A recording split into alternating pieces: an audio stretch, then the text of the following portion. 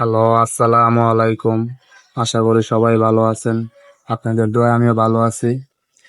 বিকালবেলা একটু বের হয়ে গেলাম ছোট ভাইকে নিয়ে নদীর ঘাটে। ছোট ভাই বলে নৌকাতে উঠবো, অনেক শখ তার, অনেকদিন পর। তাই ওকে নিয়ে চলে গেলাম নৌকা ঘাট।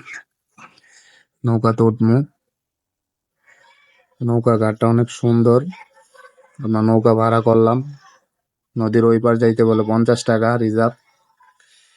দোনো ভাই নৌকাতে উঠলাম। খুব একটা সুন্দর পরিবেশ। আসলেই নৌকা, নদী খুব ভালো লাগে এই পরিবেশে ঘোরাঘুরি করতে। এই জায়গায় আসলে মনটা অনেক হালকা হয়ে যায়, ভালো লাগে। ছোট ভাই আর আমি সুন্দর এক পরিবেশ পালন করতেছি, খুব ভালো লাগতেছে। নদীর পানিগুলো অনেক সুন্দর, আগের থেকে অনেক সুন্দর হয়ে গেছে বর্ষার সিজনে। বুড়িগঙ্গা নদী, আমাদের সামনে ট্রলার যাইতেছে, নৌকা আসতেছে, খুব সুন্দরভাবে আমরা যাইতেছি। ভালোই লাগে নৌকা ভ্রমণ করতে, সুন্দর একটা পরিবেশ। আসার পথে আমাদের সামনে বরগুলা লাইনের লঞ্চ রাজারহাট বি দেখা গেল।